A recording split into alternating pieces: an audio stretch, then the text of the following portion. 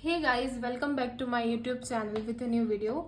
So in this video I'll share कि how to increase speed in quant. जैसा कि आप सब जानते हैं IBPS प्रीलिम्स की जो डेट है वो है 17, 23 और 24 अगस्त की, ठीक है। लेकिन अभी भी हमारे जो मॉक्स में कम स्कोर आ रहा है क्वांट में, तो हम क्या कर सकते हैं जिससे हमारा क्वांट का स्कोर इंक्रीज हो, ठीक है। तो अब बात करते हैं क्वांट की ही। तो क्वांट में सबसे पहले चीज, अगर जिसका भी स्कोर अभी 15 प्लस नहीं आ रहा है, मतलब कि 15 प्लस आना चाहिए क्वांट में स्कोर अगर आप IBPS PO का एग्जाम दे रहे हो, बट अगर ये 15 प्लस नहीं आ रहा है, इससे कम आ रहा है, तो मतलब आपका क्वांट थोड़ा सा वीक है। इसको एक्सेप्ट करो, ठीक है। बहुत सारे लोग एक्सेप्ट ही नहीं कर पाते कि हमारा क्वांट वीक है, जिसकी वजह से क्या होता है कि ना तो मार्क्स बढ़ते हैं और ना वो हर चीज समझ पाते हैं कि वो कहाँ लैग कर रहे हैं, ठीक है। तो in this video I tell कि आप कैसे अपनी क्वांट में स्पीड भी बढ़ा सकते हो और जिससे आपके अल्टीमेट मार्क्स इंक्रीज होंगे, ठीक है। तो अब जैसे स्पीड है, बहुत सारे लोग क्या करते हैं कि जैसे कोई भी क्वेश्चन स्क्रीन पे आया हमारे और वो वहां पे ही हकबगा जाते हैं, फ्रीज हो जाते हैं, जिससे क्या होता है कि अपना जो क्वेश्चन है ना, वहां पे आप कोई भी जो एक वे रहती है जिससे आप अटेम्प्ट करते हो वो भूल जाते हो, ठीक है। तो वो चीज ध्यान में रखनी है।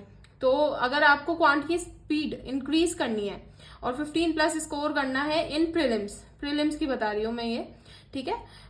एज IBPS PO अब आने वाला है 17, 23, 24 अगस्त पे शेड्यूल है। तो प्रीलिम्स का अभी मैं ये सेशन प्रीलिम्स के लिए होना चाहिए और क्वांट इंक्रीमेंट, मार्क्स इंक्रीमेंट पे, ठीक है। तो सबसे पहले क्या होता है कि लोग अरिथमेटिक पढ़ते हैं, ठीक है। अरिथमेटिक में हमने क्या करा कि किसी भी एक टीचर से कोर्स लिया और उसकी क्लासेस देख ली, ठीक है। नोट्स, सो कॉल्ड नोट्स बना लिए हमारे, ठीक है। अब वो एक बार हमने देख लिया और बस बना लिए और हमारा अरिथमेटिक कंप्लीट हो गया, मतलब अपनी नजर में कंप्लीट हो गया, पर वो उसकी नजर में कंप्लीट नहीं हुआ, एग्जाम लेवल नहीं हुआ कंप्लीट। क्यों नहीं हुआ? क्योंकि वो जो नोट्स आपने बनाए ना, उसका मल्टीपल रिवीजन तो आपने किया ही नहीं है। अगर आपने कम से कम 1 से 10 बार वो क्वेश्चंस करके नहीं देखे जो आपके टीचर ने, रिस्पेक्टिव टीचर ने उस नोट्स में पढ़ाए हैं अरिथमेटिक के, तो आपसे क्वेश्चन अरिथमेटिक के नहीं बनेंगे इन एग्जामिनेशन, ठीक है। और फिर उससे क्या होगा कि आपके ऊपर, जैसे आपने एक अरिथमेटिक का क्वेश्चन देखा एज वाला, या फिर एवरेज वाला, या फिर रेशियो वाला, या परसेंटेज वाला, ठीक है। ये इजी टॉपिक रहते हैं, ठीक है। आपने ये क्वेश्चन देखा, वर्क एंड टाइम भी इजी है, बोर्ड एंड स्ट्रीम भी इजी है, ठीक है। इसका क्वेश्चन देखा, पर आप क्या कर रहे हो, आप हकबगा गए, फ्रीज हो गए, और आपने ना ये क्वेश्चन, आपको पता है कि कैसे करना है, बट आप वो कर नहीं पा रहे हो। क्यों नहीं कर पा रहे हो? क्योंकि ना तो आपने मल्टीपल रिविजन किया है, ठीक है, और ना ही आपने एनालिसिस ढंग से किया है। क्योंकि आप जब भी मॉक देते हो तो आप ऊपर से देख लेते हो कि यार ये क्वेश्चन तो मेरे से हो जाएगा, और उसका एनालिसिस, उसका तरीका नहीं करते हो। आप क्या करते हो कि सॉल्यूशन देख लेते हो, अगर नहीं हो रहा है, और अगर क्वेश्चन पढ़ के आपको समझ में आ गया कि भाई ये हो जाएगा, तो आप उसको आगे कर देते हो। आपको उसको सॉल्व करके देखना है कि आपका आंसर आ रहा है कि नहीं आ रहा है, ठीक है। वो चीज आप नहीं करते, जिससे क्या होता है कि अरिथमेटिक लोगों के लिए बुखार बन जाता है, और अरिथमेटिक को सोच के कि मैं कहाँ से कंप्लीट करूं, वीडियोस देखते हैं कि अरिथमेटिक कैसे पढूं, क्या करूं, और 3-4 एजुकेटर चेंज करते हैं और बस पढ़ते ही रहते हैं, लेकिन वो अरिथमेटिक कभी नहीं बन पाता। ना तो प्रीलिम्स में बनता है वो, और ना ही वो मेंस में बनता है, ठीक है, क्योंकि उतनी आपने प्रैक्टिस ही नहीं करी है। अगर आपने प्रैक्टिस करी होती तो प्रीलिम्स में भी बनता और मेंस में भी बनता, ठीक है। अब बात यह है, अरिथमेटिक इज ऑल अरिथमेटिक, या फिर पूरा क्वांट ही ले लो तुम, ठीक है। ये सब क्या होता है कि अपना प्रैक्टिस पे डिपेंड करता है। आपने जितनी प्रैक्टिस की है उसके हिसाब से आपके मार्क्स आएंगे, ठीक है।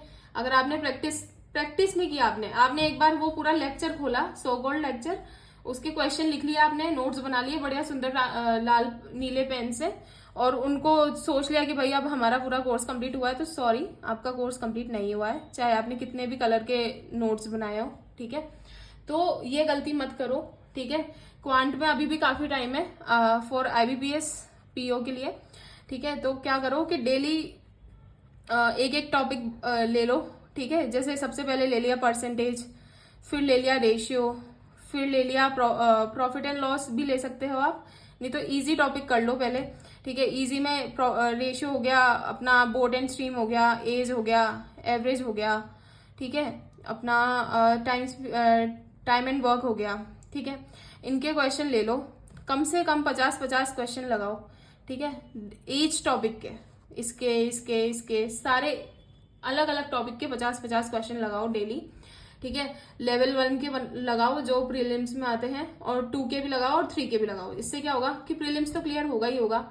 मेंस के लिए भी आप एक जो फाउंडेशन आप बनाना चाह रहे हो ना, क्योंकि मेंस का भी तो अभी पढ़ना है, प्रीलिम्स से तो कुछ नहीं होना, तो मेंस का भी अभी पढ़ना है, तो उसके लिए भी एक फाउंडेशन आपके इन सब टॉपिक के क्लियर हो जाएंगे, ठीक है। तो सबसे पहले अपना अरिथमेटिक स्ट्रॉन्ग करो। लोग बोलते हैं विदाउट अरिथमेटिक पेपर निकल जाता है, तो यार पता नहीं उनका कैसे निकला है, लेकिन जितना भी मैंने पढ़ा है, जितने मैंने पेपर दिए हैं, मैंने पिछले साल 5 मेंस दिए हैं, जिनमें से काफी मेंस, अभी IBPS PO मेंस भी दिया था मैंने पिछले साल, ठीक है। तो मेरे को बस एक ही चीज लगी, कहीं ना कहीं लैग हो रहा है। लैग क्यों हो रहा है? क्योंकि हमने उतनी प्रैक्टिस नहीं करी चीजों की, जिसकी वजह से हमारा सिलेक्शन होता। तो अब की बार अगर आप देख रहे हो तो 5000 प्लस वैकेंसी होंगी अभी, है ना, 5000, तो काफी अच्छी वैकेंसी है। पिछले 2-3 साल में ये वैकेंसी नहीं आई है, अभी आई है। तो अगर आपको इस बार सिलेक्ट होना है तो आपको ये चीज करके देखनी पड़ेगी, ठीक है। अरिथमेटिक घोल के पी जाओ अच्छी तरह, ठीक है। उसके बाद क्या होता है कि DI से डर गए हम तो। 3 DI आएंगी पेपर में, ठीक है। उसमें से 2 बनाते बनाते पूरा पेपर खत्म, और उसमें 2 में से भी जैसे 10 क्वेश्चन आए हैं अगर 2 DI के, तो उसमें से भी 8 ही क्वेश्चन अटेम्प्ट कर रहे हो, 2 तो फिर भी छोड़ रहे हो क्योंकि वो लैंग्वेज में बड़े हैं। तो भाई डेली DI सॉल्व करो प्रीलिम्स लेवल की, ठीक है। कहीं से भी कर लो, बहुत सारे सोर्सेज हैं। आशीष सर की चेकलिस्ट आती है उनके चैनल पे, वहां से कर लो, ठीक है। गाइडली के PDF आते हैं, वहां से कर लो। सेक्शनल ले लो किसी भी प्लेटफॉर्म के, ठीक है, वहां से कर लो। अगर आपको करना है तो आप करोगे, ठीक है। आप वहां पे बहाने नहीं मारोगे कि हम कहाँ से करें, क्या करें, कुछ भी। तो वो बहाने मत मारो और करो इन चीजों को। DI करो, रोज डेली प्रैक्टिस करो 5 to 10 DIs की, ठीक है। तो आपकी जो मार्क्स ग्रेजुअली इंक्रीज होंगे क्वांट में, ठीक है। अगर आप इतना कर रहे हो ना, तो ये ग्रेजुअली इंक्रीज होंगे, और देखना ये चीज होंगी आपके साथ, ठीक है। फिर रही बात कैलकुलेशन की। अब कुछ लोग तो बोलते हैं कि स्क्वायर क्यूब टेबल्स मत याद करो, हमारी कैलकुलेशन तेज है तो हम वही मल्टीप्लाई करके देख लेंगे। ये चीज मत करना, मैंने की थी अपने एग्जाम्स में। मैं आज आपके सामने बैठी हूँ, मेरा अभी कोई पेपर क्लियर नहीं हुआ है, तो ये चीज मत करना। स्क्वायर क्यूब टेबल्स क्या होता है कि ये भी जरूरी होते हैं। ये अपनी जैसे सिंप्लीफिकेशन आया हमारा, ठीक है। तो सिंप्लीफिकेशन में अब जल्दी करना है। एक बच्चा है जिसको 41 का स्क्वायर याद है, तो वो डायरेक्ट लिखेगा ना, वहां पे मल्टीप्लाई नहीं करेगा, ठीक है। तो उससे क्या होगा, अल्टीमेटली उसके सेकंड्स बचेंगे, सेकंड से मिनट बचेंगे, अगर आप ये सब चीजें करके जाते हो। तो ये सब जरूरी है, ठीक है। सिंप्लीफिकेशन, नंबर सीरीज और क्वाड्रेटिक इक्वेशन, ये डेली की लगाओ। और स्क्वायर क्यूब टेबल, फ्रैक्शन, ठीक है, और कुछ मल्टीप्लीकेशन जो मैं अपनी वीडियोस में भी दिखाती हूँ, ये सब डेली लिखो, नहीं तो रटो, कैसे भी कुछ भी करो, पर करो ये चीज, क्योंकि बहुत इंपॉर्टेंट है हमारे एग्जाम्स के लिए, ठीक है। और रही बात ये simplification, number series, quadratic equation, speed maths की, तो इसके 10-10 क्वेश्चन मिनिमम तो लगाओ ही, रोज लगाओ। अब ये कहाँ से लगाएंगे? यही वाले प्लेटफॉर्म, गाइडली, किसी का सेक्शनल हो गया, चेकलिस्ट हो गई, कहीं से भी लगाओ, बट लगाओ। अभ्यास मैगजीन है, वो वहां से लगाओ आप। अभ्यास मैगजीन आशीष सर की है, तो आप वहां से भी लगा सकते हो, ठीक है। तो लगाओ इन चीजों को, और देखना आपका जो स्कोर आएगा ना, वो 15 प्लस तो क्या 20 प्लस भी आ सकता है प्रीलिम्स में, ठीक है। लेकिन ये चीजें करो तभी आएंगी, नहीं तो नहीं आ पाएंगी, ठीक है। अब वे टू अटेम्प्ट।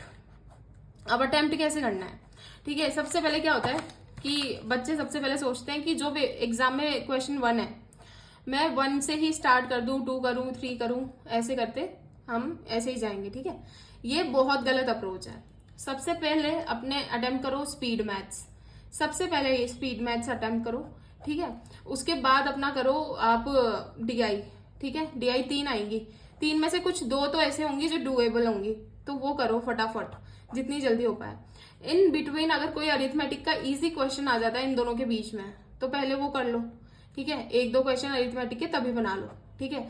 फिर अगर ये जैसे 2 DI आपने कर ली, स्पीड मैथ्स हो गया आपका, ठीक है। उसके बाद अगर कुछ भी टाइम थोड़ा बहुत बचा, तो उसमें अपने अरिथमेटिक के क्वेश्चन देखो। अब यूं नहीं कि हम अरिथमेटिक पे गए, CISI आ गया और उसमें फंस गए, 3 साल का यहाँ पे डिफरेंस बता दिया इन दोनों का, और यू करते रह गए, कैलकुलेशन पे कैलकुलेशन निपटा रहे ना। ऐसी चीजें नहीं करनी है। अगर कोई कैलकुलेटिव है वहीं स्किप कर दो उसको, ठीक है, और नेक्स्ट पे बढ़ जाओ। नेक्स्ट पे रेशियो कर लो, ठीक है, परसेंटेज कर लो, एवरेज कर लो, टाइम एंड वर्क कर लो, ठीक है। ये इजी टॉपिक्स हैं, इनको कर लो, इनसे इजी क्वेश्चंस आते हैं। तो ये सारे पहले अटेम्प्ट करो, उसके बाद ये अगर टाइम बचे तो ही अटेम्प्ट करो। मेरा जो भी है, जितना मेरा प्रैक्टिस कर रही हूँ मैं, वो सब मैंने इस वीडियो में आपको अच्छे से बताया है। ये सब कर लो, मैं बता रही हूँ, आई बेट यू कि आपके एग्जाम में अच्छे मार्क्स आएंगे। And that's it for the video. Hope you like my video. Please like, share and subscribe. Thank you for watching. और रीजनिंग और इंग्लिश की भी अगर ऐसी स्ट्रेटेजी चाहिए तो कमेंट सेक्शन में बोल सकते हो आप, तो मैं वो बता दूंगी। And thank you so much.